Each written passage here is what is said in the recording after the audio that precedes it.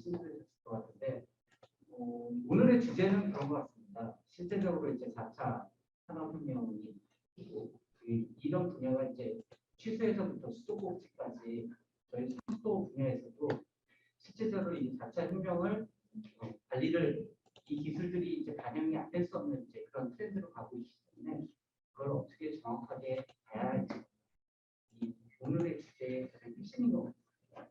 그러기 위해서는 오늘 이제 이 마지막 시간은 특별 섹션인데 여러 가지 측면에서 여기는 이제 업체에 관련되신 분들이 있고요, 또 교수님도 계시고 하는데 실제적으로 좀 이런 방향으로 데이터 관리를 좀 했으면 좋겠다. 아니면 또 이런 또 파이프라인 같은 거를 관리했으면 좋겠다는 것들을 나름대로의 생각을 가지신 거예요. 특별 섹션에서 발표하는 그런 시간을 갖도록 되어 있습니다. 그래서 편리하게 받아주시고요. 오늘 같은 경우는 먼저 발표를 한 15분에서 20분, 제가 15분으로 드릴 건데요. 4분이 발표를 하시는 건데 발표를 하시고 나서 그 다음에 종합 토론을 프리하게 종합 토론 저희는 패널이 없고 발표하신 분들이 답변하시는 가운데서 종합 토론을 하고자 합니다. 편안하게 질문하시면 될 것 같습니다. 그러면 스마트 감마 구현을 위한 대책 데이터 정보화 시스템 첫 번째로 이렇게 발표해 주실 분은요. 박상영 연구소장님이신데요. IP 주식회사 IP에서 연구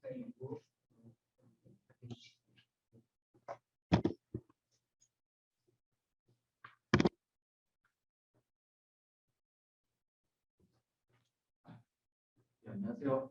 IP의 박상영입니다. 마이크가 안 되는 것 같은데요.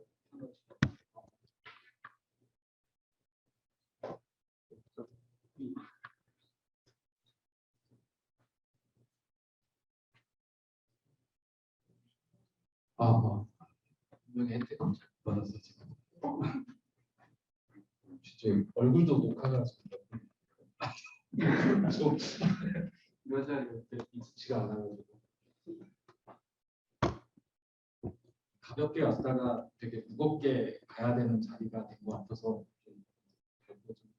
좀 되는데 제가 오늘 말씀드릴 내용은 스마트, 그러니까 파이프에 이제 스마트라는 수식어가 하나 붙으면서 최근에 이제 이런 이슈들이 있어서 요거에 대한 기술 동향을 조금 조사를 했고요. 이 기술을 이제 조사하게 된 배경은 사실은 과제를 준비하면서 조사를 했던 거라서 조금 시간차가 조금 있습니다. 한 1년 정도 시간차가 좀 있긴 한데 그래도 오늘 보시면서 이런 기술들이 최근에 이제 만들어지고 있구나 정도 숙지하시고 앞으로 이제 상수도 사업을 하시는 데 있어서 이런 것들이 이제 기업체에서 제안을 많이 할 거라고 이해를 하시는 게 좀 더 좋을 것 같습니다. 넘기는 것.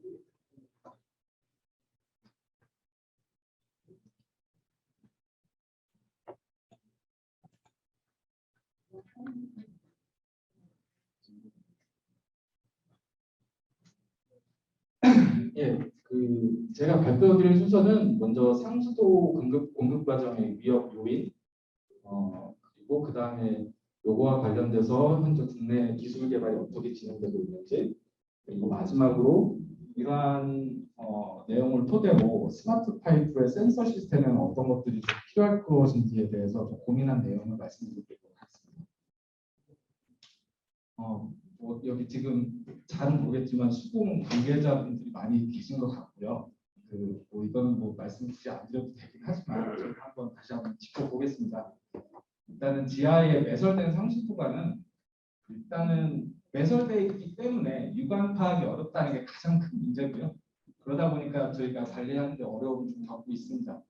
그런데 이제 파이프의 물리적, 화학적, 구조적 항상 저희가 뭐 통상적으로 얘기하는 거지만 한번 더 짚어보게 되면 일단 관 같은 경우 여러 가지 상황이 복합적으로 일어나는데 상수도 관리 측면에서 좀 어려운 문제들이 어떤 것들이 있냐면 통수 단면적 감소, 그리고 또 수질 같은 경우는 부식성 수질도 문제가 될 수도 있습니다. 그리고 관이 또 노후되거나 부식되거나 이런 상황이 되면 불수, 그리고 최근에 또 유충도 발생되는데 이건 뭐 관하고 직접적으로 관련 있다고 보기는 좀 어렵지만 유충도 문제가 되고 있습니다. 그리고 또 오래된 관에서는 또 미생물이 내성을 갖고 있기 때문에 생물막을 또 생물막이 형성이 될 수도 있고 또 다른 예로는 타 공사에 의해서 관이 파손된다던가 아니면 또 누수 자체에서 관이 노후돼서 파손이 되는 경우 그리고 결론적으로는 또 수용가에서는 접수나 흡수 이런 현상들이 다 연동돼서 발생되게 됩니다. 그렇다면 이거를 봤을 때 이런 문제점을 육안으로 볼 수 없기 때문에 사실은 더 큰 문제긴 한데요. 일단 우리가 관로의 구조 상태를 볼 수가 없고 또 물의 흐름 상태도 볼 수가 없습니다. 그리고 수질이야 수질 측정기가 있긴 하지만 되게 간헐적으로 있고 또 그렇다 보니까 결국은 관로 교체 시기를 사실 파악하는 게 사실 어렵습니다. 이게 결국은 눈에 보인다고 하면은 사실 되게 쉬운 문제로 비교될 수도 있는데 보이지 않기 때문에 사실 거기서부터 문제가 더 깊게 우리가 풀어야 되는 숙제가 더 커지는 것 같습니다. 영양인자 파이프의 품질을 저하시키는 되게 간략화시키는 그림인데요. 영양인자는 염소, 온도, pH, 유소, 압력, 진동, 물리적인 인자, 화학적인 인자, 구조적인 인자들이 복합적으로 사실은 훨씬 더 복잡한데 여기서는 간략화시켜서 이게 결국은 관의 파손, 부식, 파열, 이런 식의 품질 저하를 일으키게 됩니다. 그러면 이런 것들을 해결하기 위해서 이제 외국에서 그리고 국내에서 어떤 것들을 주로 하고 있는지 좀 조사를 해봤습니다. 국내는 먼저 요약을 먼저 말씀드리면 내구성하고 기능성 향상을 위해서 좀 기술 개발이 좀 집중되고 있고 그리고 누수하고 파손 감지 목적으로 누수 감지관들이 좀 개발되고 있습니다. 그리고 국외 같은 경우는 광섬유 센서를 일체화하고 그게 또 비금속 관리 같은 경우는 내구성을 향상시키는 쪽으로 개발 진행되고 있는데 국내 같은 경우는 좀 금속관 쪽에 누수를 파악하는 용도로 쓰는 관 같은 경우는 이제 누수 감지관 저희가 이제 보통 관의 진동을 가지고서 측정을 해가지고 파손이 어디에 일어나는지 그걸 파악하는 경우가 있고 그리고 국외 같은 경우는 현재 광섬유까지 내장시키는 스마트 파이프가 지금 만들어져서 실제로 해양 분야에서도 적용이 되고 있습니다. 또 이제 파이프 측면에서 봤을 때 플라스틱 주로 이제 고강도나 고기능성 파이프 제작에 주로 집중돼 있고요. 파이프 자체의 강성을 높이거나 아니면은 약품에 대한 내성을 좀 더 향상시키거나 그런 부분에 집중이 돼 있고 기계 같은 경우는 비금속관 쪽에 그 물리학적 구조를 아예 개선하는 쪽으로 내구성 향상의 기술 개발이 진행되고 있습니다. 센서 분야를 좀 살펴보면은 국내 같은 경우는 노후 상태를 측정하는 기술하고 상수도 간의 누수 그리고 변이 센서를 개발하는 쪽에 국산화가 이루어지고 있고요.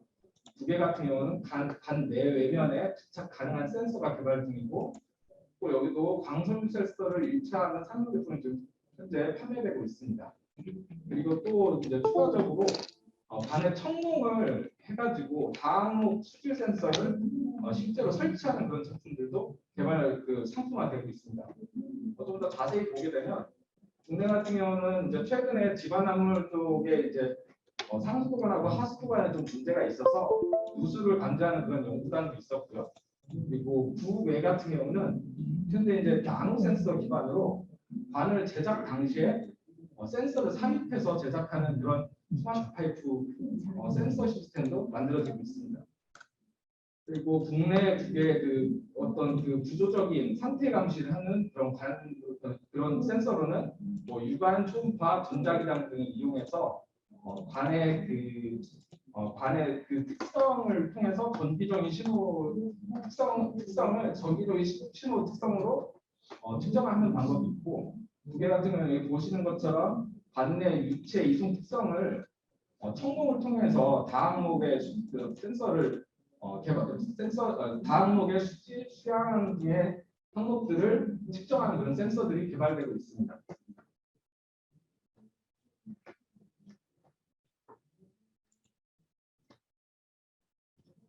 네, 그리고 이제 이제 센서가 나오면 센서의 이제 데이터를 어떻게 이제 보낼지에 대한 통신하고 이제 연결되는 분야의 기술 개발이 진행되고 있는데요.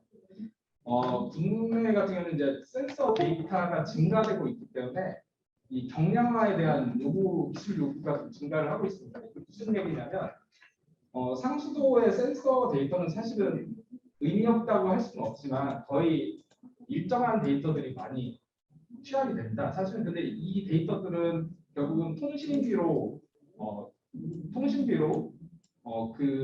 유지 관리 비용을 더 많이 발생시키게 되고요.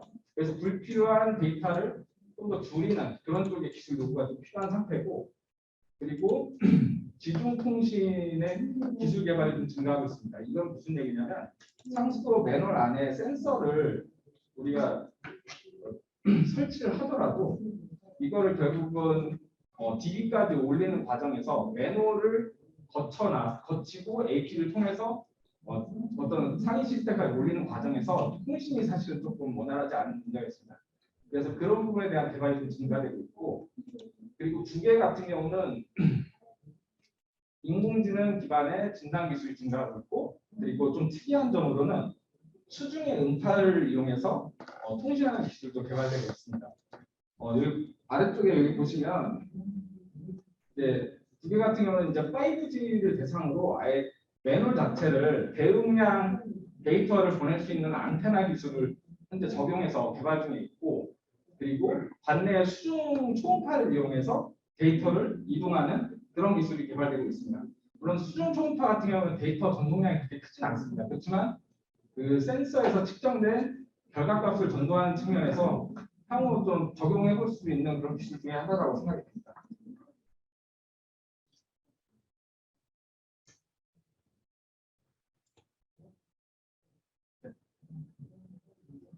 네, 그리고 모니터링 분야에서는 국내 같은 경우는 이제 과거에 이력 데이터 등을 이용해서 주로 이제 어떤 계획을 하는 데 있어서 확률적 모델을 좀 이용하는 측면이 좀 강하고요. 국외 같은 경우는 센서 데이터 자체를 좀 학습을 시켜가지고 단순히 어떤 센서의 값을 가지고 어떤 이상값, 어떤 우리가 기준으로 하는 값 이상이 올라오면 뭐 문제가 있다 없다 이 정도가 아니고, 문제가 있는 상황에 대해서 학습을 이용해가지고 어떤 상황, 문제가 있는 상황을 파악하는 그런 딥러닝 법도 지금 적용되고 있는 상황입니다. 이 특이점이 뭐냐면 센서 자체에서 오는 로 데이터를 가지고 하기 때문에 상당히 데이터가 많이 들어가게 됩니다. 그러면 그 데이터가 돌아가는 그 센서에 있는 디바이스 자체가 CPU의 그 연산량에 좀 한계가 있는데, 그런 부분에 대해서 이거를 적용하고 있다는 게 좀 사실은 좀 되게 특이하고, 어떻게 보면 향후 이제 국내에서도 이런 부분들이 계속 적용될 것이라고 생각이 듭니다. 그래서 뭐 스마트 파이프를 굳이 저희가 정의를 내리자고 하면 정의라고 하기는 좀 조심스러운 부분이고, 요구되는 어떤 사항을 우리가 다 통칭을 해보면 상수간의 수리와 수질, 노후 정보 상태를 우리가 모니터링할 수 있는 파이프가 진정한 스마트 파이프가 아닐까 좀 생각이 들고요. 여기서 보이는 이런 그림은 사실은 좀 다소 좀 추상적이긴 하지만 이제 파이프가 파이프의 어떤 물리적인 형태만을 갖고 있는 게 아니고 반도체와 같은 그런 전자기기 장비의 역할도 파이프에서 해야 되는 역할이 좀 더 강조되고 있는 사회가 되고 있지 않나 하는 생각이 듭니다. 그래서 만약에 이제 이런 파이프에 우리가 센서 시스템을 만약에 하게 되면 어떤 것들이 좀 필요할까 좀 고민을 해봤습니다. 그래서 요약을 하면 일단 파이프에 일단 결합을 하거나 아니면은 일체형의 센서가 될 텐데요. 그 센서는 사실은 되게 오랫동안 이 파이프와 같이 있어야 된다. 그렇기 때문에 센서 자체에서 문제가 되는 데이터를 일단은 진단을 할 수 있는 그런 진단을 해야 되는 그런 시스템이 또 필요하고, 또 관의 상태를 또 이 센서를 가지고 평가를 할 수 있는 그런 시스템이 요구가 된다고 할 수가 있습니다. 그리고 이러다 보면 대용량의 데이터가 많이 발생이 되는데, 그 데이터를 우리가 얼마나 효과적으로 경량화해서 상위 플랫폼에서 좀 손쉽게 확인하고 파악하고 그걸 문제를 해결하는 데 집중할 수 있도록 하는지도 그런 알고리즘도 필요하다고 생각합니다. 이거는 이제 상위에서 모니터링을 하시는 분들이라면 좀 이해를 할 수 있는 부분인데 데이터가 너무 많아도 자신을 분석하는 데 좀 문제가 되고 그 데이터 자체에도 정상인지 아닌지 판단이 안 되는 상태의 데이터를 계속 이상적으로 기하급수적으로 늘어나는 데이터를 가지고 뭔가를 한다는 게 사실 어렵거든요. 그래서 그런 부분이 좀 필요할 것 같고 그러다 보니까 그러한 장치들이 이러한 알고리즘들이 센서 자체에서 작동될 수 있도록 기존의 아주 경량화된 그 CPU 안에서 이런 데이터들을 처리할 수 있는 엣지 컴퓨팅의 장치도 필요할 거라고 생각이 됩니다. 그리고 이 부분은 좀 더 많이 갔을 수도 있는데 이거는 이제 저는 이제 결국은 상수도가 그 지하 인프라 시설의 데이터를 모으는 허브 역할을 할 것 같다는 생각이 들거든요. 왜 이런 생각을 했냐면 지금 전선관로, 통신관로 같은 경우는 사실은 그냥 물리적인 구조체만 있는 형태고 상수도는 이 안에서 그 물의 수질을 판단한다든가 아니면 위장을 판단한다든가 하는 그런 그 센싱 장비가 들어가게 됩니다. 그로 인해서 안테나 등 같은 경우도 매너형 안테나 같이 그런 것들이 좀 장비가 계속 늘어나고 있는데 결국은 이런 지중에 있는 정보들을 이 상수도 매너로 해서 상위로 보내는 그래야 좀 더 효과적이고 효율적으로 보낼 수 있을 거라고 생각이 들고요. 그런 부분에서 상수도 그 반에서 보내는 그런 데이터들도 보안이나 아니면 특별한 통신 장치가 또 추가적으로 필요할 것이라고 좀 생각이 들고 있습니다.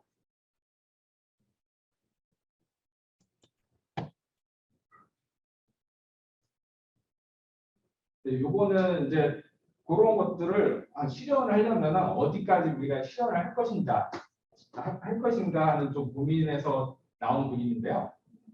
파이프 자체에서 이러한 것들을 데이터 수집이나 수량과 관련된 그런 데이터들을 우리가 밀착적으로 진단을 하고 그걸 가지고 우리가 관망에 운영하는 데까지 우리가 올라갈 것인지 그거는 좀 아니라고 생각을 합니다.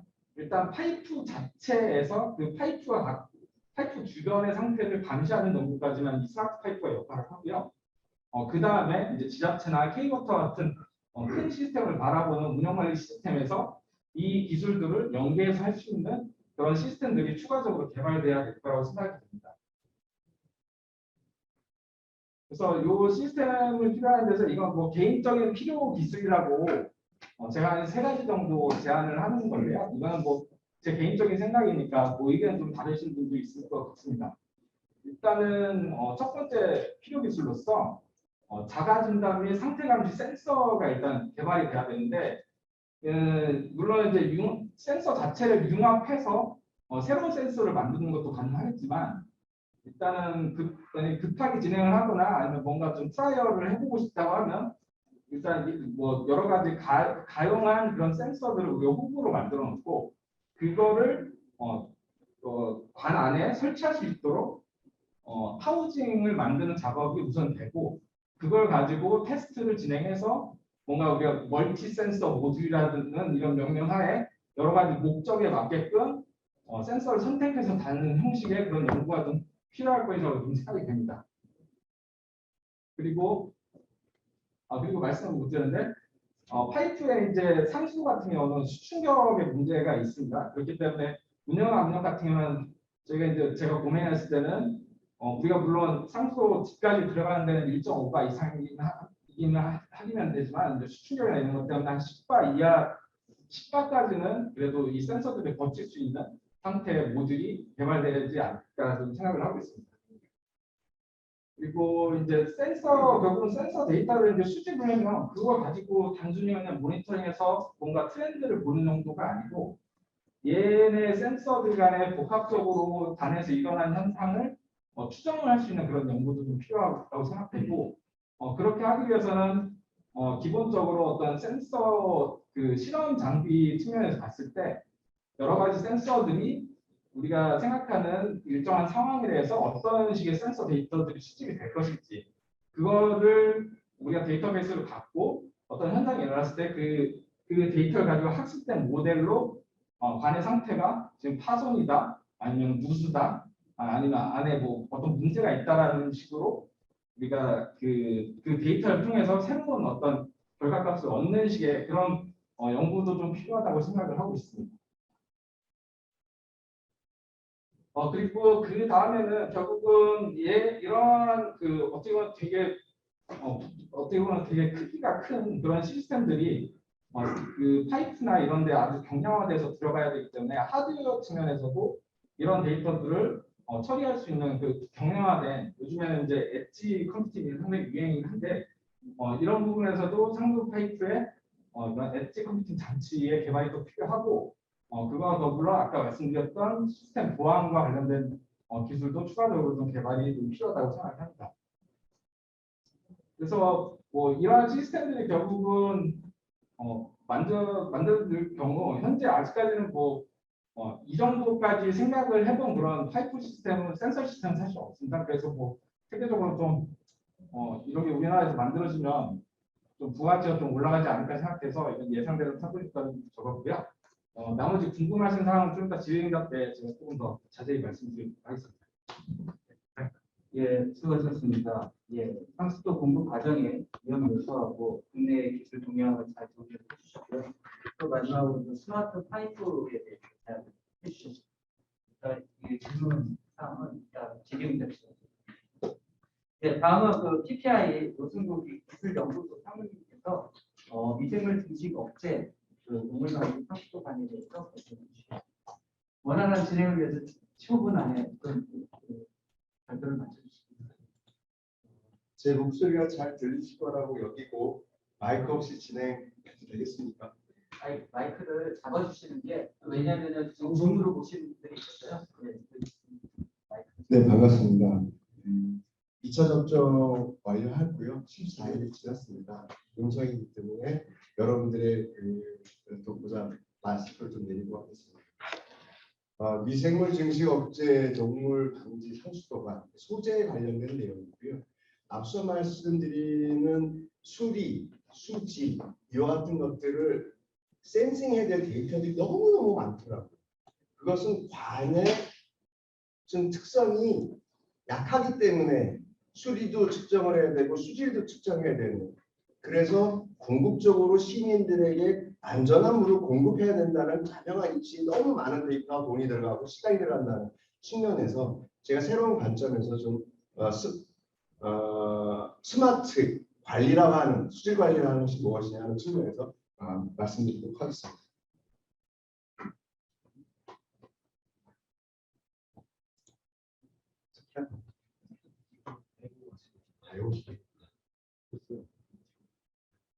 네. 최근 그러니까 미국과 유럽 시장에 대한 소재에 대한 특성인데요. 50년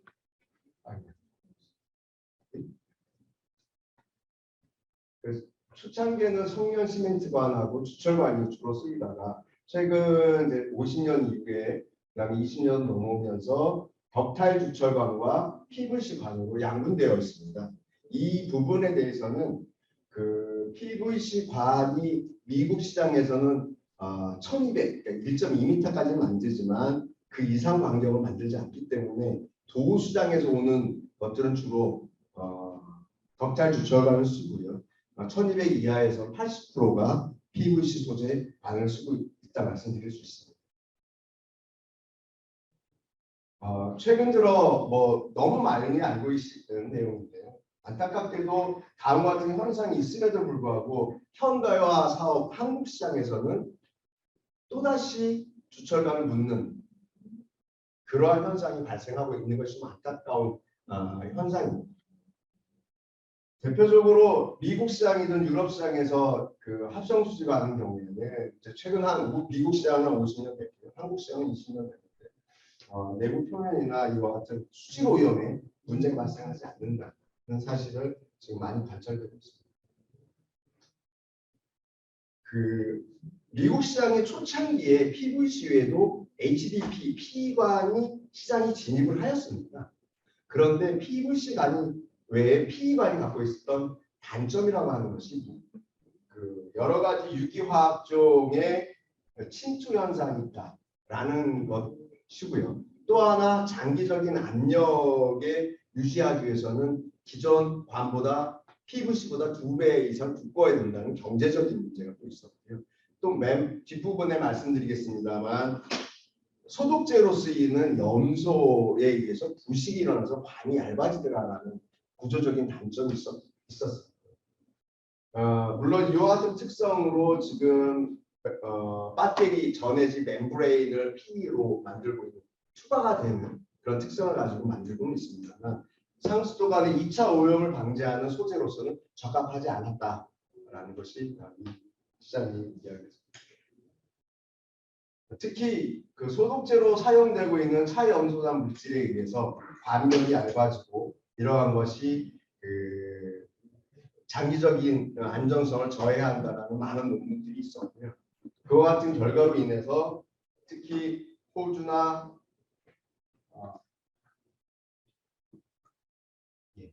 그리고 뭐 최근 들어서는 뭐 미세 플라스틱 우리가 흡수하는 그런 문제, 특히 온도가 더 높으면 높을수록 급수극탕 배관도 저희 생활 속에 공급되는 관이긴 한데요. 그때도 더욱더 악화되고 얇아진다는 문제점이 있어서 최근 뒷부분에 나오겠습니다만은 미국 같은 경우에는 염소 함량이 2.4 ppm 정도 관리를 하고 한국은 4.3 ppm 관리입니다. 수돗물에.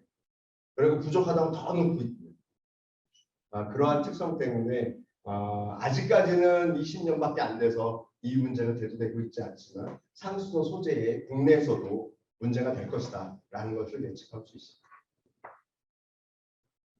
또 메커니즘적으로 본다면 그 차연소산이 갖고 있는 옥시젠이 체인을 끊고 이 체인이 끊어지면서 관벽이 얇아진다는 것들을 많은 부분에서 보고가 되었고요.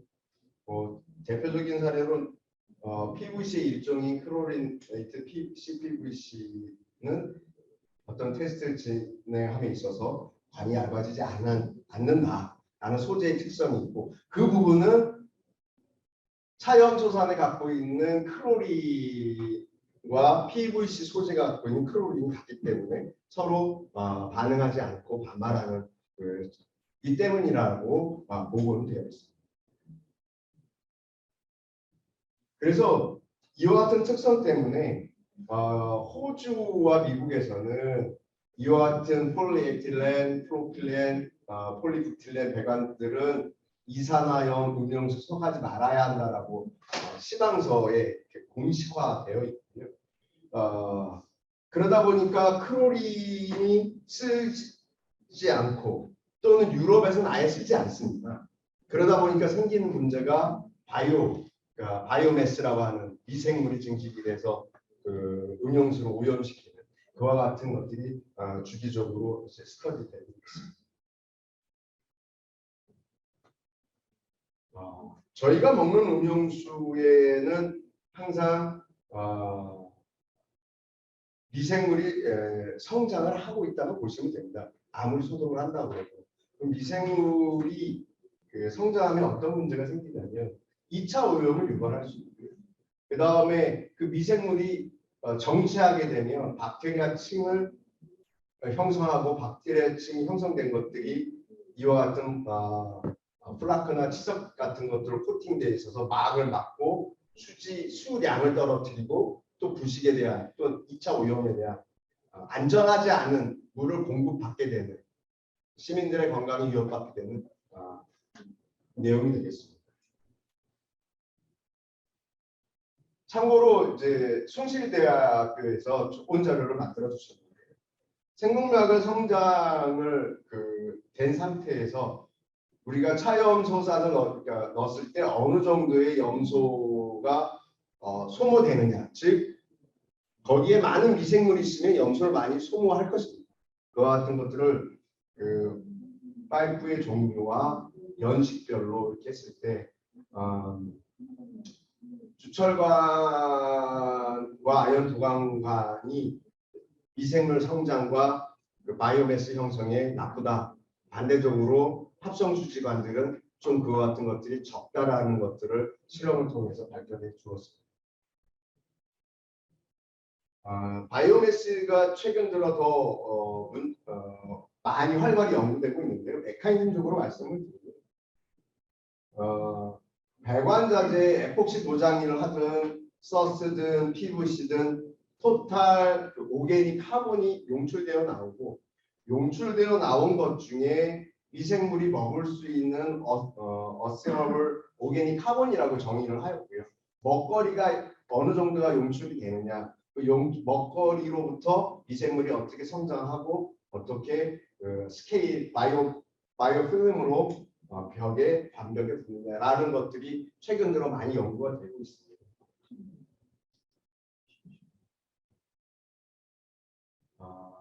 특히 국내에서는 세종대학교 맹수비 교수님께서 많은 논문을 내시고 있고 관련된 데이터를 많이 내시고 있는데요. 이와 같이 아까 말씀드렸던 내용 중에 미생물이 먹을 수 있는 그 어스한 오게닉 카본, 그러니까 동화 간의 유기탄소 좀 번역이 좀 어렵긴 한데요. 미생물이 먹어서 성장할 수 있는 유기탄소 이렇게 생각하시면 될 것 같습니다. 그 양을 측정함으로써 그 양이 나오는 것을 비교함으로써 저희들이 수질 관리나 이와 같은 것들을 할 수 있다라는 논문이 많이 발표되는데 요거에 근거가 되는 것이 뭐냐면 지금 유럽에서는 영국은 NDOD법으로 독일은 W270 네덜란드는 PPP법으로 지금과 같이 유기탄소가 얼마만큼 나오면 걔네들이 미생물이 얼마만큼 증식하느냐 이러한 것들을 많이 법제화하고 규격화하고 있습니다. 이와 같은 상세한 내용은 이 짧은 시간에 말씀드릴 수는 없겠는데 최근 발표되고 있는 이 방법이 바이오 미그법이라고 하는데요. 가장 어려운 것이 한 번 샘플링해서 거의 12주, 14주 이렇게 샘플링을 해서 미생물을 키우고 이게 영향이 있어 없어라고 하는 것이 시간이 너무 많이 걸려요.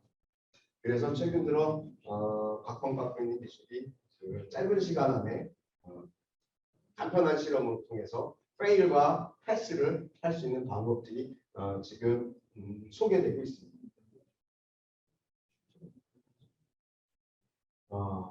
여기서 말씀드릴 수 있는 것들은 어떤 절대적인 소재뿐만 아니라 같은 소재일지라도 어떻게 만들었고 상황에 따라서 다음과 같이 PVC도 어떤 것은 패스고 어떤 것은 페일이 나는 어떠한 같은 소재일지라도 어떻게 만들었냐에 따라서 상당히 차이가 난다라는 그러한 연구 발표가 있고요.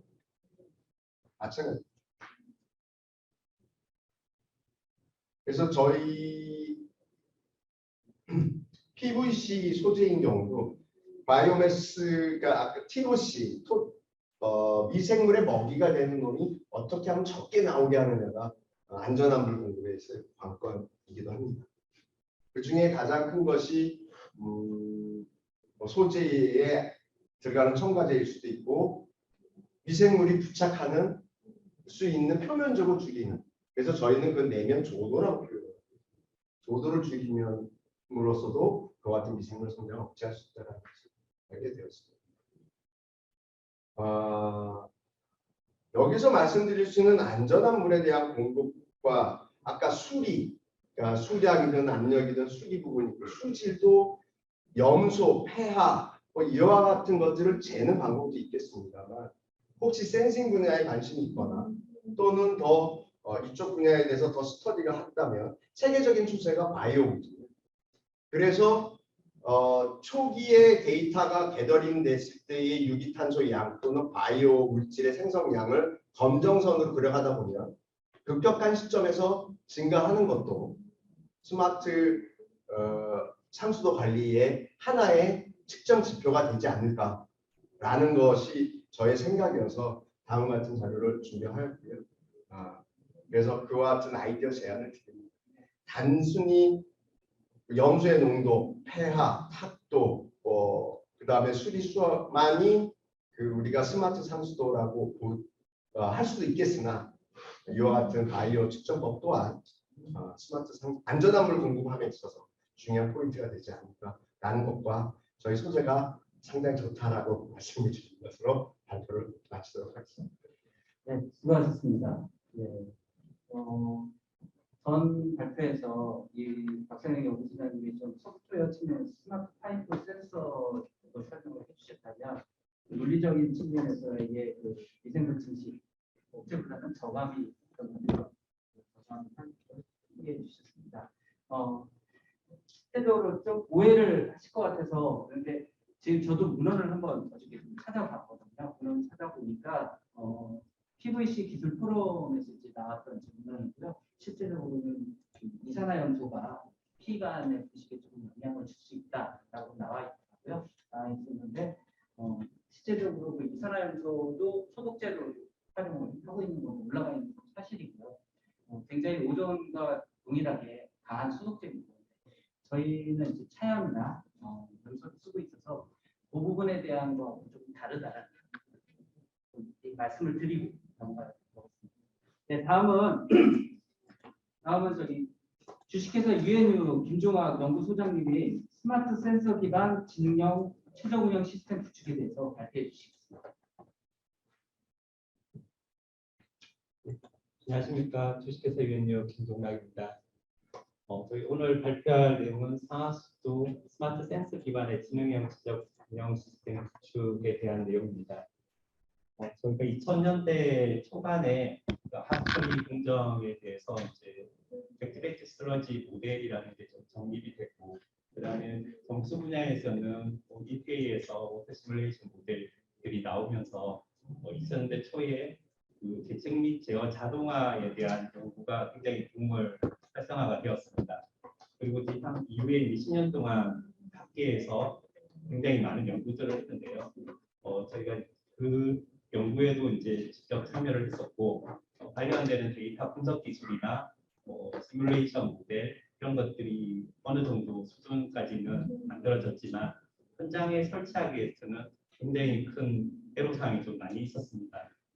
다들 아시겠지만 이제 학계나 사회, 이제 기업에서 얻을 수 있는 데이터들이 좀 한정되어 있고, 실제 정수장이나 하수처리장에서 얻는 데이터들을 얻기가 굉장히 힘들었습니다.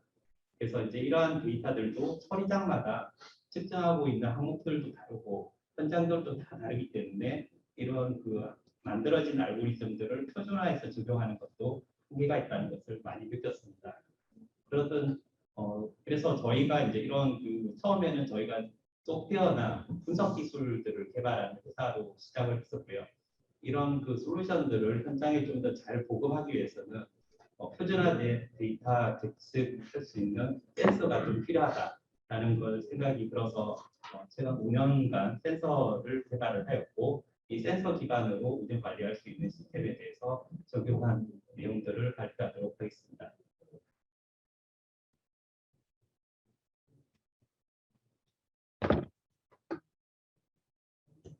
네. 다 아는 내용들은 조금 스킵하면서 넘어가도록 하겠습니다. 아시겠지만 이제 2000년도 초부터는 상수도 분야에서는 건설보다는 운영 비용이 증가하게 되었고, 하수도보다도 역시 하수도 보급률이 올라가면서 건설 비용은 줄고 운영 관리 비용들이 증가하게 되었습니다. 그래서 이러한 상하수도 시설에 대한 관리 운영이 중요한 시대가 되었다고 생각합니다. 이런 운영을 최적화하기 위해서는 다양한 변수들을 고려를 해야 되는데요. 먼저 그 수질 사고나 이런 피해가 발생했을 때 이걸 최소화하기 위한 위기 대응 능력들이 필요하게 될 것이고요.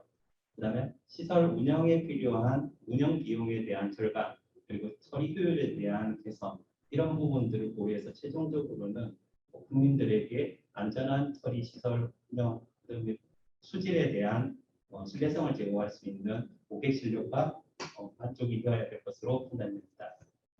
이러한 분석을 위해서는 데이터가 이제 결국 중요한 요소가 될 것입니다. 운영 최적화를 위해서는 일반적으로 4단계로 데이터를 활용해야 된다고 얘기를 하고 있습니다. 먼저 처리장에서 실시간으로 분석되는 오프라인 데이터들이 있을 거고요.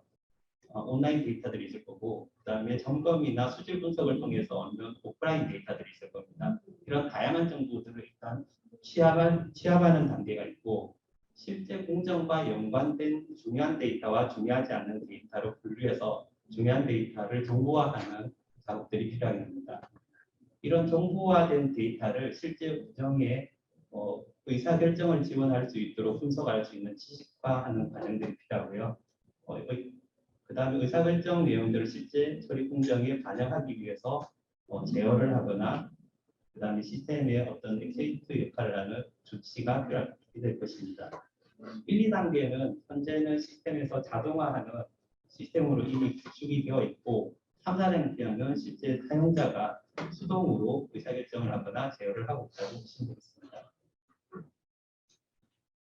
타sk 처리장을 예로 들면 저희가 TMS 시스템이 현장에 구축이 되면서 방류 수질은 시간 단위로 데이터가 굉장히 많이 구축이 되고 있습니다. 그리고 하처리장에서는 유입수 유량과 반응조에 있는 MLSS나 DU 같이 어떤 계측기에서 데이터가 수집이 되고 있는데요. 조금 더 정밀한 분석을 위해서는 유입수의 이제 수질과 단위 공정별 수질, 이 수질에 대한 데이터가 지금 현재는 확보가 어려운 상황입니다. 수질 TMS에 적용되는 수질 분석기기는 이제 분석기 타입으로 설치가 되는데요. 유입수나 생물 반응조에 설치할 경우에는 높은 SS 때문에 운영이 어렵다는 단점이 있습니다. 그래서 하스처리장이나 정수처리장과 같은 그 단위 공정에 대한 수질 정보를 확보할 수 있는 센싱이 필요하다고 생각이 들었습니다. 그래서 저희 회사는 그 시약을 사용하지 않고 그 SS가 높은 곳에서도 수질을 측정할 수 있는 광학수 센서를 개발하고자 했습니다. 그리고 한 번에 다양한 종목을 측정할 수 있는 센서이고, 그리고 설계 제조를 저희가 원천 기술 가지고 생산할 수 있도록 기술을 개발했습니다. 본 센서는 저희가 유기물과 질소, 인, 탑도, 전기전도도, UV, 사수원 이 다양한 정보를 한 번에 측정할 수 있는 센서입니다. 5년간 연구 환경부 과제를 통해서 연구를 하였고 총 4,000회 정도의 수질 분석 자료와 대체값을 비교해서 공인시험 성적기관의 승명을 인정받아 최근 9월에 이제 NEP 인증을 받았습니다. 기존의 분석기기와 저희 그 스마트 센서의 차이점은 기존 그 센서 같은 경우는 스탠다드 메소드를 사용해서 분석이 되므로 법적인 규제 용도로 사용할 수 있는 그 분석기기입니다.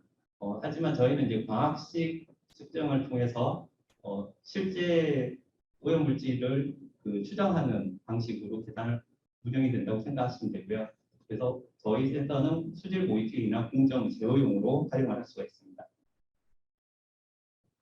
최근에 그 설치가 적용된 사례입니다. 하스터리장 그 생물 반응조 유입 쪽에 초침 후단에 이제 설치를 해서 운영을 하였고요. 그다음에 중심 후단 쪽에도 설치를 했습니다. 그리고 하수 강과에도 1년간 설치 운영된 사례가 있고, 그다음 테스트 처리 공정의 유입수에도 설치한 사례가 있습니다. 정수 처리 시설은 이제 원수 유입에 설치한 사례가 있습니다. 그리고 올해 말에는 하천 쪽에도 설치해서 운영을 할 계획입니다. 이러한 광학식 센서는 그 오염 물질의 부유물질이나 협산물들에 이제 오염이 되는 취약점이 있는데요. 이런 부분들을 장점을 해결하기 위해서 자동 세정이 반드시 필요합니다. 이러한 그 스마트 센서를 사용할 경우에는 다양한 항목을 실시간으로 측정할 수 있는데요. 이런 것들을 통해서 어떻게 활용할 수 있는지 사례들을 좀 설명드리겠습니다. 최근에 그 엑소디카시티 같은 그 신도시들이 만들어지고 있는데요. 이런 부분들에서 음용수에 이제 물의 수질을 저희 센서를 활용해서 물의 상태들을 실시간으로 보여줄 수도 있습니다.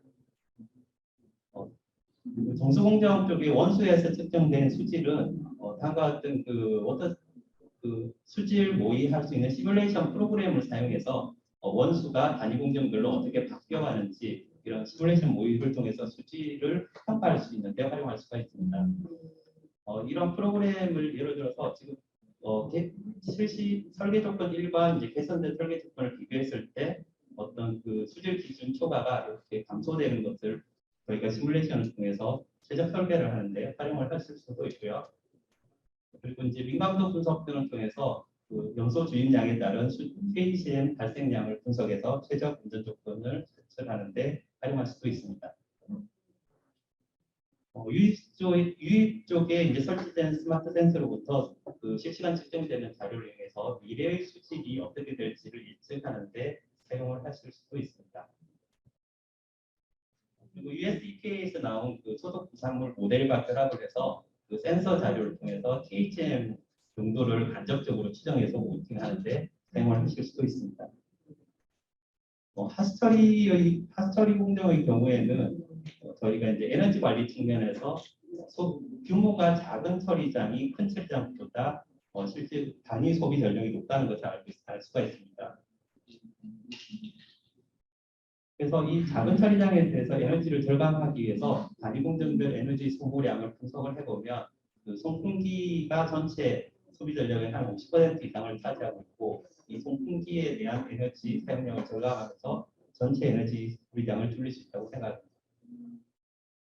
해외의 경우에도 이러한 그 풍기량 제어 시스템이 적용되었을 때 대략 1.5년에서 5년, 평균 3년이면 그 투자 원금을 회수할 수 있는 경제성 있는 시스템이라고 확인이 되고 있습니다.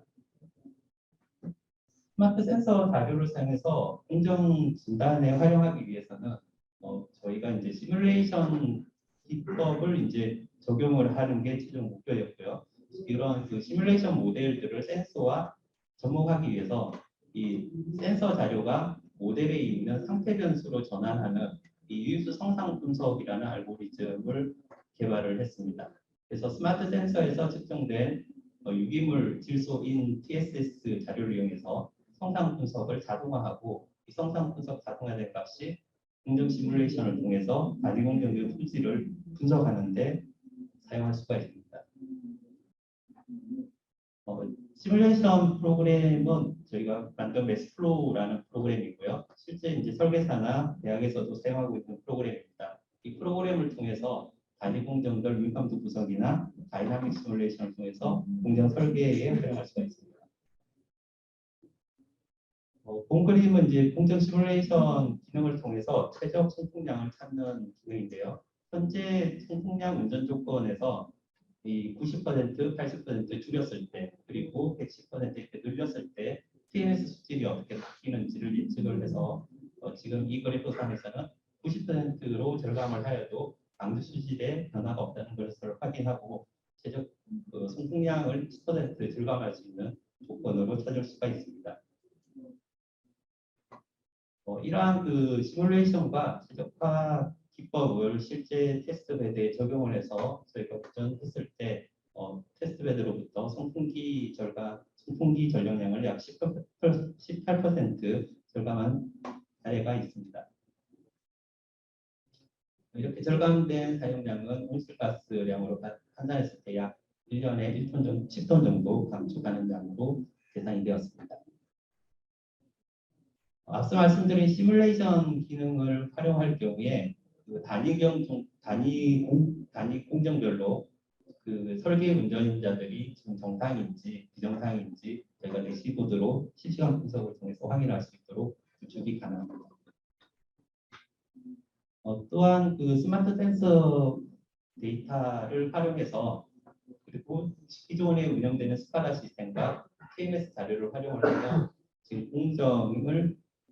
공정이 이제 실제 과거 운전 데이터와 비교해서 현재가 어느 상태에 있는지 분석하는데 이런 품질 분석을 통해서 현황들을 파악할 수가 있습니다. 또한 그 스마트 센서와 방류수 TMS 자료를 통해서 저희가 이제 미래의 TMS 자료와 미래의 수질값을 예측하도록 시너지 모델을 구축을 할 수가 있습니다. 이 그림을 보시면 저희가 이제 스마트 센서 자료와 공정 운전 데이터, TMS 자료를 통해서 1시간, 그리고 3시간, 6시간, 12시간 뒤에 값이 어떻게 예측이 되는지 예측하는 모델을 구성해서 실시간 모니터링할 수 있는 시스템을 구축을 했습니다. 이렇게 했을 때 실제 TMS 값과 비교했을 때 상대오차 5% 이내에서 비교적 오차가 작게 예측이 되는 것을 확인할 수 있습니다. 네, 이상입니다. 네, 수고하셨습니다. 그 상하수 분야에서 관리를 위해서 간편하고 통합된 스마트 센서를 소개해 주셨습니다. 예, 마지막으로 그 스마트 워터 시티 구축을 위한 도시 물공급 시설 진흥화 방안에 대해서 을지대학교 최권 교수님입니다.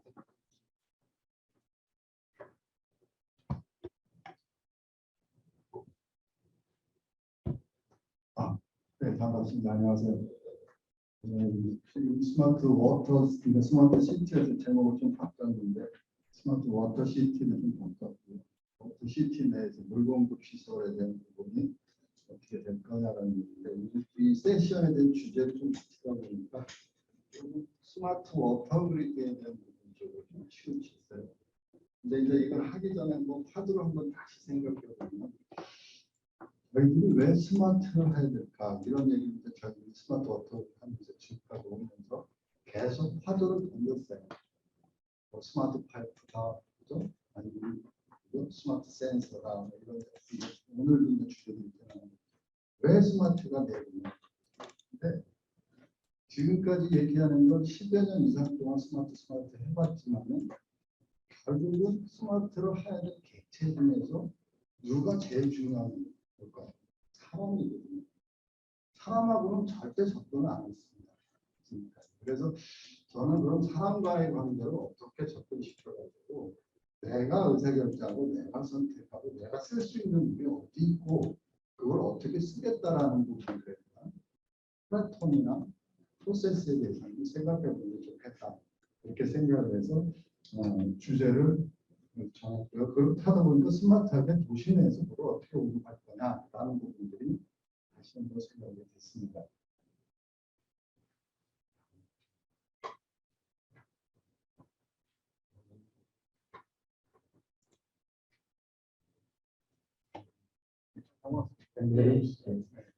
그래서 지금 여기서 보면은 이제 그 디지털 트윈하고 이제 스마트에서 또 용어가 또 나왔어요. 지금 디지털 트윈하고 CPS라는 가상 몰 시스템이라는 게 나왔습니다. 도대체 스마트도 지금 아직 안 돼 있는데 거기다 디지털 트윈을 붙였고 그다음에 CPS를 붙였어요. 근데 물은 굉장히 모든 분야에서 그래서 그 IT 분야에서 볼 때 물은 굉장히 느리고 제일 후발주자예요 지금.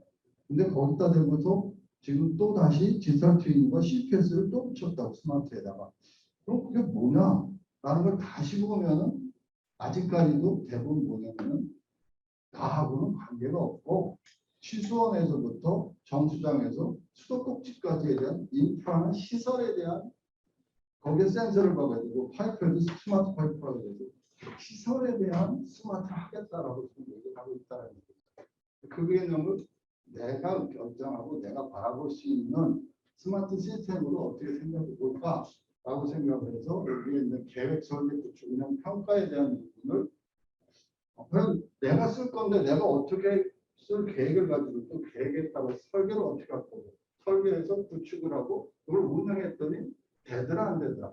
솔직하게 한번 저희도 얘기해 보자고요. 스마트 파이프를 깔았어요. 그죠? 근데 왜 안 깔리죠? 비싸니까.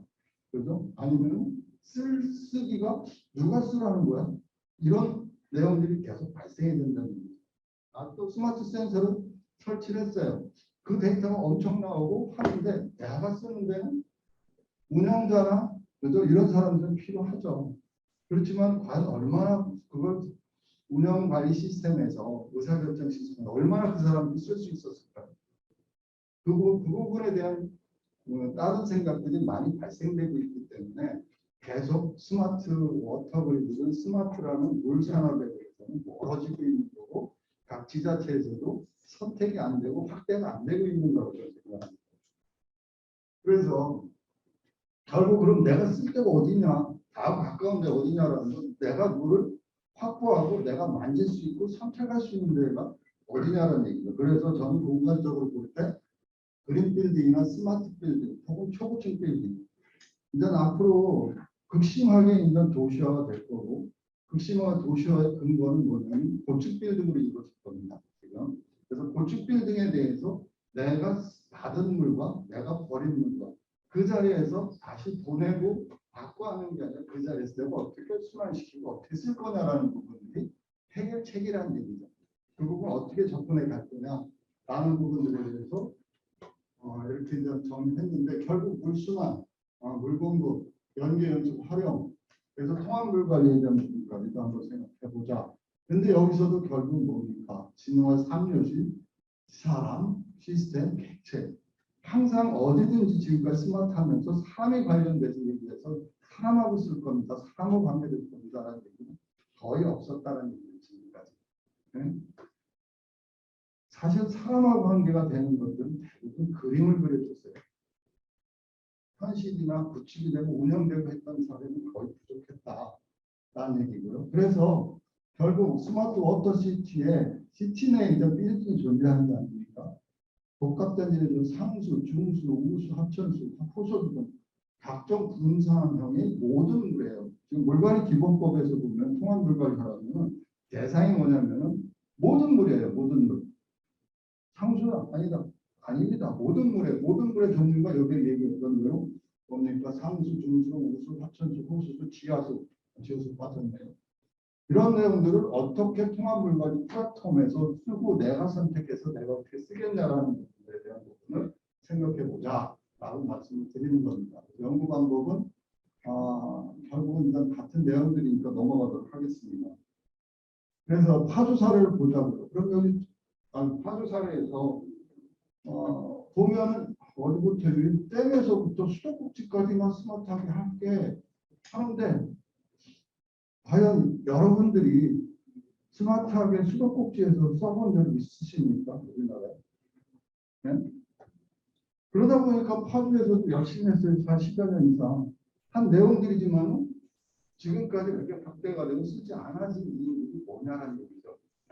사례를 또 보면은 울산도 봤어요. 울산은 결국 스마트 워터 시티라고 얘기하면서도 뭐예요? 강에서 이루어지는 내용들에 대한 모니터링, 정보 제공.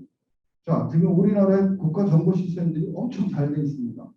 한번 여러분들께서 내가 얼마나 들어가서 그 정보를 보고, 그죠?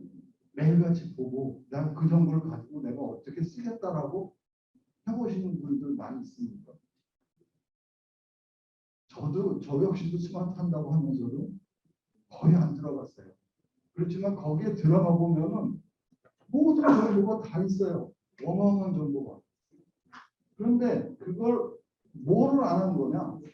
뭐를 아는 거냐면 내가 쓸 정보가 뭐냐라는 걸 데이터 마이닝이 안 됐고 마이닝이 된 걸 가지고서 내가 어떻게 쓰겠다라는 전략과 방법이 안 나오기 때문에 안 쓰고 있는 거죠. 네? 그러면 결국은 스마트는 제가 볼 때는 아주 슬림을 하도록 하는 게 정답이라는 얘기예요. 내가 쓸 수 있는 부분들에 대해서 슬림화 시켜야 돼요. 뭐 시뮬레이터를 개발하고 스마트하게 팩트하고 했지만은 그게 얼마나 쓸 수 있는 거냐라는 건 한번 다시 한번 생각해 보자는 얘기죠. 네? 그래서 결국은 여기서도 이렇게 모니터링하고 서비스 제공했는데 태화강 가서 걷고 힐링하고 하는데 만족했지. 그 정보에 대한 즐거움은 없지 않았습니까? 네? 인천시 사례 미러링했고, 그죠? 그 스마트 계측기 달아놓고 그 다음에 했던 게 결국 뭡니까? 이거 독거로인이 있다가 돌아가시거나 물 사용 안 되는 내용들에 대한 것까지 어거지로 붙이는 거죠. 솔직하게. 그런 부분입니다. 아니, 그건 지금 현재 스마트 한다는 사람들이 10여 년 이상, 뭐 15년 이상 가까이 해왔지만은 과연 어떻게 할 거냐. 결국 아까 이제 사이버 물리 시스템에서 사이버 피지컬 시스템인데 요즘은 이제 C2PS라고 해요. 거기에 뭐냐면 사이버 플러스 커버니션, 인지가 들어가는 겁니다. 인지를 할 수 있는 게 결국 인지가 누가 하는 겁니까? 파이프가 하는 겁니까? 스마트 센서가 하는 겁니까? 사람 인지해야 되는 거죠. 네? 그런 부분들을 어떻게 접근할 거냐 라는 부분들에서 인천시 사례에서도 오류가 발생이 된 겁니다. 이게 인천시가 스마트 어터리티를 한다고 해서 많이 시스템을 도입을 하고 뭐 하고 했지만은 인천시에서 지금 어떻게 쓰고 있는 시스템이 있습니까? 네? 여기 이제 인천시니까요. 한번 그 부분은 한번 다시 생각해 봐야 된다는 얘기죠. 그래서 세종시도 이제 우리나라 이제 대표 수도가 될 거 아닙니까? 거기서도 마찬가지로 그림을 보면 어떻게 되어 있습니까? 취소원에서부터 꼭지까지 했는데 이 많은 것들을 어떻게 스마트하게 할 수 있어요? 결국 이 꼭지 내에 있는 사람이 취소원하고 무슨 관계가 있어요? 물만 주면 됐지. 응? 그런 내용들을 갖다 아직도 이걸 스마트합니다라고. 그건 수공이라는 거죠. 수공. 응? 수공이 그림 그려놓고 얘기를 하는 내용. 미안합니다. 굉장하게 생각해보자고요. 결국 스마트는 이런 인프라 위에 그것에 대한 진영을 얹혀야 되는 거거든요. 네? 그러면 스마트가 제일 취약한 부분은 뭐냐면은 취약성, 인프라가 없을 때는 스마트는 할 수 없다라고 생각해야 되는 거거든요, 지금. 그러면 인프라가 없는데 그러면 결국 인프라를 깔아서 만들어서 그다음에 아니면 뭐 혹자든 얘기를 하면 파이프 내에 진짜 그 마찰이 심해서 그죠? 마찰 개수 때문에 스마트가 안 됩니다. 이해가 됩니까? 마찰 개수가 나하고 무슨 상관이 있어요? 네? 그래서 마찰 개수를 맞추고 최적화하는 걸 연구해야 됩니다. 이렇게 얘기를 한다고. 그거 20, 30년 동안 해왔던 거예요. 그렇지만 못했어요. 지금까지 뭐 하모니든 뭐 이런 여러 가지 했지 않습니까? 파이프 관망에서. 네? 그건 잃어버려야죠. 그 부분을 더해서 마치든지 아니면 하시든지 그건 그쪽 일이고 인프라로 넘어가 주고 내가 어떻게 인지하고 내가 어떻게 선택하고 진행할 수 있는 방법, 사람에 대한 부분의 접근을 다시 생각해야 되는 겁니다. 자, 그래서 결국 인프라 어떻게 되나라고 봤어요. 여기서 다 깔아놨어요. 지금 세종시 보니까 유량계도 깔아놨고요. 운영환경 개선에 수질 전관방도 해놨고요. 감시 인프라에서 뭐 제염수 10개, 자동 그림, 통합 관제 시스템, 워터 닥터 서비스 이거 다 해놨어요. 그죠? 근데 누가 씁니까 이거? 시민이 내가 쓸 수 있는 부분들에 대한 건 굉장히 제한적이죠. 네? 그 부분에 대한 부분은 뭐 인프라로서에 대해서 우리 합니다라고 포장하고 그죠? 우리 스마트하게 했습니다라고 그림 그려놓고 홍보하는 것밖에 없었다라는 얘기죠. 지금까지 사례를 딱 보면. 그러면 결국은 아까 스마트의 상호칙인 객체, 사람, 상호작용에서 사람에 대한 부분이 항상 빼놓고 있기 때문에 답을 못 찾았던 거예요. 네? 그래서 세종사업도 보니까 인프라에 대한 아까 이제 뭐 자세한 내용을 넘어가도록 하겠습니다. 그래서 이제 디지털 트윈이에요. 그럼 디지털 트윈 쌍둥이를 똑같이 만들어 본 건데, 그죠? 그러면은 뭐를 디지털 트윈할 거예요? 그럼 뭐 우리 스마트 파이프 하시는 분이 디지털 트윈하면 뭐를 생각할 것 같습니까? 파이프를 똑같이 만들어보고 그걸 흘려봤더니 여기에 문제가 생기는 부분이 있었으니까 이거 스마트하게 해봅시다. 라고 접근하실 거고요. 그죠? 우리 또 UNU에서는 하수처리장에 대해서 의사결정에서 스마트하게 했으니까 각종 데이터를 가지고 초연결해가지고 시뮬레이터 돌려보고 시뮬레이터 돌려보니까 앞으로 어떻게 되니까 이 처리장 운전을 어떻게 됩니다. 당연히 해야죠. 이거. 그죠? 그런데 도시로 넘어와서 물을 순환시키고 물을 받고 쓰고 하는 쪽으로 들어갔을 때는 뭐가 되는 겁니까? 또 다른 스마트가 있다는 얘기죠. 그 부분 어떻게 접근할 거냐라는 부분들을 한번 그런 내용들로 디지털 트윈을 생각해야 되는데 제가 얘기합니다. 아까 사람에 대한 디지털 트윈입니다. 쉽게 얘기해가지고 여러분도 디지털 트윈 하고 있어요. 여기 오실 때 어떻게 오셨죠? 시간이 좋네. 여기 오실 때 어떻게 오셨죠? 카카오 앱이나 아니면 뭐죠? 저거 있잖아요. 그걸 딱 치워서 나 어디서부터 어디까지 출발, 도착지 딱 했어요. 쭉 나옵니다. 안 나옵니까? 쭉 나오잖아요. 그래서 그럼 내가 최단 거리에 최경제적으로 하는 거를 디지털 트윈에서 만들어준 거예요. 이거. 그죠? 어? 그거 그대로 물로 바꿔주면 될 일이거든요. 이게. 어? 그런데 결국은 지금 뭐 스마트 시티든 뭐든 간에 계속 나오지만은 인프라 측면에 대해서 계속 뭐죠? 진흥화시켜야 된다. 왜? 각자의 목적이 있고 각자의 뭐죠? 수익이 있고 이러니까 그러는 거예요. 예를 들어 현대가 왜 수소차 했을까요? 그래서 진흥화시켜야지 그것도 수소차가 될 거 아닙니까? 그건 자기네가 투자를 했고 개발했고 했으니까 다른 방법이 또 들어오면 자기는 망하는 거거든요. 네? 그런 차원에서 그러면 우리도 물 분야에서도 그러면 어떻게 쓸 거냐라는 부분을 다시 찾아가면은 수공은 망할 겁니다. 네? 왜? 수공은 댐에서 그죠? 그다음에 취수해서 그 물을 갖다가 지자체나 수요자한테 물을 공급해 주잖아요. 그런데 앞으로 스마트하게 돼서 내가 매물 만들고 내가 쓰고 하면은 수돗물 안 써요. 그죠? 그러면 어떻게 됩니까, 수공? 응? 그 어떻게 수익이 팍팍팍 줄을 거 아닙니까? 그 대표적인 케이스가 어디냐? 한전에서 나왔잖아요. 원전은 중단시켜 버리니까 어떻게 됐어요? 한전이 적자기로 바뀌었잖아요. 그 수공은 제가 볼 때는 스마트하게 하면은 스마트 워터 매니지먼트 하는데 접근을 전부 취수원에서부터 수도꼭지까지 펌프장이든 관로든 여기에 접근하고 있어요. 그래서 그게 아니거든요. 그러다 보니까 내가 또 수공 뭐라고 수공은 통합 물갈이 하는 게 아니라 분할 물갈이 한다고 속으로 들어가 보면 네? 그건 실무자들부터 다시 생각하셔야 되고 위에 뭐죠? 그 수공 사장까지도 다시 생각해야 돼요. 그 부분을 어떻게 접근해서 어떻게 결국은 무슨 얘기입니까? 수공 입장에서 나 지금 댐에 있는 걸 팔아야 된다고 생각하는 게 아니라 또 다른 영역의 수자원에 대한 대체 수자원에 대한 권한을 내가 가겠다. 수리권에 대한 내가 갖겠다라고 접근을 해야 되는데 그 접근을 안 한다는 얘기죠. 뇌물 팔기도 바쁜데 딴 놈 들어오면 기분 나쁘지. 아까 현대 케이스에도 수소차 경우가 마찬가지라는 얘기죠.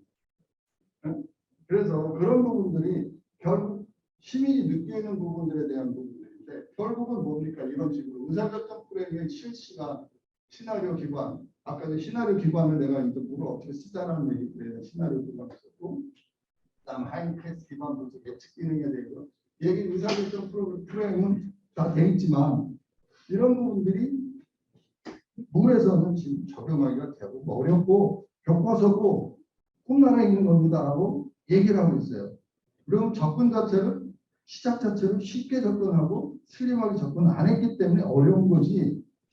그걸 어떻게 접근해서 그 부분 달성할 거냐라는 부분 시도를 안 했다는 거예요. 그 결과 그러면 어떻게 돼요? 뇌물 내가 팔 수 있는 제3의 물에 대한 뭡니까? 권한을 갖고 있고 그 물을 팔아먹을 수 있는 물 갖고 있는 사람이 장땡 아닙니까? 네? 장땡가 그거 녹음 됩니까?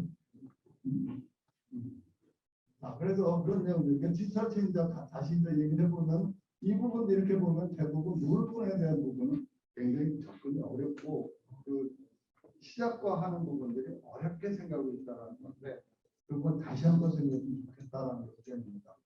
그래서 여기도 보니까 디지털 트윈했어요. 물이 아니라 이 사람 여기 이렇게 있잖아요. 지금. 우리는 뭐죠? 절대적으로 사람을 배제시켜 놓고 한다는 얘기죠. 네? 자, 그래서 여기서도 보면 초연물 가상 응용 기술이에요. 네? 그다음에 DTV하고 CPS 하고 있지만은 사람하고 관계는 못 찾아봐요. 이게 지금 그 진행형 도시연구단에서 하는 사람들의 그림인데 거기조차도 저도 거기 얘기가 어려워요. 제가 볼 때는 진짜 어려워요. 자기 주장만 하고 있고 자기가 알고 있는 것만 얘기하는데 사람 인지 능력으로 가서 딱 넘어가 버리면 어렵습니다. 그건 교과서에 있는 건데 이렇게 얘기를 한다. 그게 10년을 넘어온 겁니다. 자, 그러면 사이버 물리시대 구성 요소로 결국 뭐 상호 운영성, 가상화, 분산화, 모듈화, 서비스에 대한 부분이 항상 들어가 있어요. 어? 서비스라는 건 결국 사람 아니니까. 근데 서비스를 배제해 놓고 램을 주면 네가 알아서 먹어. 이런 식의 시스템이 돼 있기 때문에 스마트가 안 된다는 얘기죠. 네? 그래서 결국 이제 물 분야에서는 안 나오니까 다른 분야에서 사이버에 대한 부분, 상호 운영성에 대한 걸 하고 있지 않습니까? 이렇게 가상화 분산 실시간에 이렇게 하고 있어요. 예? 그렇지만 현재 물 분야는 굉장히 미흡한 수준은 존재한다라고 보고 있는 겁니다. 자, 그러면은 우리는 그럼 어떻게 할 거냐라는 것을 계획, 설계, 구축, 운영, 기본 개념을 싹 바꿔야 되는 거예요, 지금요. 네? 바꿔야 되는 건데 결국 뭡니까? 디자인 전략과 엔지니어 전략. 아니, 생각만 많고 그림만 잘 그려놓으면 엔지니어에서 구축이 안 되고 보여지지가 않으면 구축이 될 수가 없지 않습니까? 그러니까 시작부터 어떻게 됩니까? 디자인 전략과 엔지니어 전략 같이 들어가서 새로운 플랫폼을 만드는 거고 스마트 시스템을 만드는 건데, 그죠? 그 다음에 지금까지 스마트 했던 것은 전부 다 뭘 깔아야 됩니까? 인프라를 깔아야 됩니다. 응? 인프라를 깔아놓고 그 중에 부족한 것은 더 얹히면 되는 거고, 거기 위에 진화를 어떻게 시킬 거냐라는 부분에 대한 부분들을 수공사관들하고 수없이 얘기해도 아닙니다. 네? 사장님 죄송합니다. 시간이 네. 그래서 기본적으로 한 그 프로세스에 대한 부분 자세히 한번 적어놨습니다. 이렇게요. 네? 자, 그다음에 결국 아까도 이제 데이터입니다. 데이터를 수없이 하고 지금 초연결해야 됩니다. 그랬는데 뭐 초연결할래요? 물하고 파이프하고 초연결할 겁니까? 물하고 펌프하고 초연결할 겁니까? 물하고 센서하고 초연결할 겁니까? 연결을 어디까지 사람까지 연결이 돼야 되는 거 아닙니까? 지금 그것에 대한 데이터를 어떤 데이터를 쓰고 어떻게 쓸 거냐라는 얘기를 스림하고 간단하게 얘기를 해서 선택을 해줘야 된다는 얘기죠. 그거에 대한 간단한 부분들을 정리했고, 결국은 이렇게 됐을 때 보니까 성과 검증을 해야 되는데 여기 상수 소비량이 이렇게 있습니다. 그래서 뭐 12시부터 10시까지. 그죠? 그러면은 이 소비량을 어떻게 됐어요? 그 다중수원을 사용해서 요 부분을 없애버리고, 그죠? 요 부분을 안 쓰고, 필요한 부분들 함으로써 절감하는데 결국은 스마트라는 건 상수를 절감하자 라는 얘기로 접근할 수가 있고요. 그 다음에 세종시 같은 경우 한번 볼까요? 세종시는 수자원이 없어요. 자금률 0%입니다. 세종시는. 그럼 세종시가 나중에 가서 물 안 줄게 그러면 어떡할 거예요? 조치원이나 공주나. 그죠? 수공은 이제 그 세종시가 뭐죠? 수도고 뭐 환경부도 있고 뭐니까 확 하면은 어떡합니까? 물 줘야 돼, 수공에서. 네? 그렇지만은 세종시 자체가 어떻게 자급적으로 해결할 거냐라는 부분들은 다른 어떤 스마트 워터시티를 한다고 선언을 하고 있지만은 그게 실제 돌아갈 수 있는 시스템으로 못 바꾼다라는 게 결국은 제가 이제 얘기를 한 거고요. 그래서 이런 부분 시스템에 대한 부분을 여기 이제 어떻게 목적수 생산에서부터 공급에서부터 여기 의사결정 시스템들이 이제 들어가고, 그래서 서버에 대한 운영 계획에서 이제 목적수, 수자원의 종류, 공급, 수요 같이 연결시켜서 수요 예측까지 같이 연결해서 가는 거다라는 얘기죠. 그러니까 결국은 뭡니까? 물관리기본법에서 통합물 관리는 전 과정에 대해서 다 해라라고 얘기해서 모든 물을 대상으로 전 과정을 고려해야 된다라고 얘기하는 겁니다. 네? 그래서 그거에 대한 요소 기술이 여기서도 요 정도지만 여기에 이제 복잡하게 들어가면은 사실 스마트하게 된 부분이나 CPS에 대한 부분, 관련 영역을 보면요. 여기에 조그맣게 해도 뭐 IT, 뭐 수자원, 뭐 인지, 인간공학 모든 종합적인 분야가 다 들어와야 돼요. 아주 슬림하게 그려놨지만 실질적으로 스마트한 부분에 대한 부분을 보면은 여기 이만큼 해가지고 왜 그 주식시장에서 주식시장 뭐죠? 표 나오지 않습니까? 네? 네. 그런 식으로 거기에 다 들어가야 되고 그 범위가 굉장히 넓고 분야가 다양하고 다점 다하면 이런 게 다 들어와야 된다는 얘기죠. 그래서 이런 거 성과 활용 프로세스고요. 그러면 그 어떻게 할 거냐? 그러니까 결국은 공간에 대한 분석을 안 하고 있기 때문에, 그죠? 공간 분석을 안 하고 있기 때문에 스마트가 뭘 할 거냐라는 걸 계속 코끼리 뒷다리 잡듯이 땡 가서 했다가, 그죠? 아니 송수 관로에서 했다가, 아니 배수지에 했다가, 펌프장에서 했다가 이런 상황이 존재한다는 거죠. 그렇지만은 공간을 다시 놓고 공간에 맞는 진흥화를 어떻게 할 거냐라는 걸 다시 한번 생각해 보고 싶습니다. 네. 그래서 그것에 대한 부분은 결국 구축했고 운영했으면 성능평가에 의해서 그죠? 하는 방법들을 생각하면 되겠습니다. 그래서 성능평가에 대한 것은 수정 활용도화를 감소시키고 수정 활용 품질을 높여서 L값과 Q값을 가지고 어떻게 그게 물 순환, 물 품질, 리빙력을 다른 활용도화 모두를 고려해서 이렇게 항목들을 정해봤고요. 이렇게 해가지고 등급을 매겨서 성능평가에서 피드백이 될 수 있는 시스템을 가져야지 스마트가 될 거고 결국 프레임워크는 결국 뭡니까? 설계, 관리, 신청서, 허가, 건설, 시운전, 모니터링 이 프로세스가 다 있어야 된다는 얘기죠. 지금. 응? 그런데 각각 뭐냐 파이프, 하수령, 센서, 의사결정, 뭐 소프트웨어 서비스하고 관련된 건 없습니다. 지금 우리나라 뭐죠? 스마트라는 시장을 보면 과연 서비스가 누구를 위한 서비스고 얼마큼 할 거냐라는 부분들은 한번 했으면 좋겠다라고 얘기했고 결론은 앞서 얘기한 부분으로 이때까지 들어주셔서 감사합니다. 예, 아유, 수고하셨습니다. 예, 사람 중심의 그 스마트 기술이 반영되어야 된다고 말씀 주셨습니다. 시간이 지금 거의 뭐 8분이 오가가지고인데요. 꼭 질문해야 되겠다. 그 질문에 대해서 이렇게 하면은 하루만 받고 마무리를 짓도록 하겠습니다. 질문 하실 분 있으십니까? 오가됐는데 따로 질문 있으신 분들은 나중에 남아서 예, 이것도 파일은 예, 같이 이렇게 지금 시간이 오버돼가지고 마무리 짓도록 하겠습니다. 좀 변화를 하게 된다면 오늘 이 섹션은 좀 특별한 섹션처럼 저희가 그 스마트 워터 시티라든가 스마트 센서라든가 인공지능 기술들이 계속 발전하고 있고 상수도에 이제 반영이 되고 있는데 또 교수님이 또 강조하셨던 것처럼 실제적으로 기술에 의해서 사람 중심으로 돼야 되는데 기술에 의해서 어떻게 보면 조종되고 이게 노예가 돼가는 현상이 조금 벌어지고 있는 건 사실인 것 같아요. 센서나 이런 것들에 의해서 어쩔 수 없이 풀려가는 그런 것이 아니라 기술에 대해서 다른 인식을 가지고 기술적인 것에 우리가 좀 뛰어넘어서 그걸 우리가 조종당하지 않고 우리가 조종할 수 있는 그런 기술들이 가능되었으면 좋겠습니다.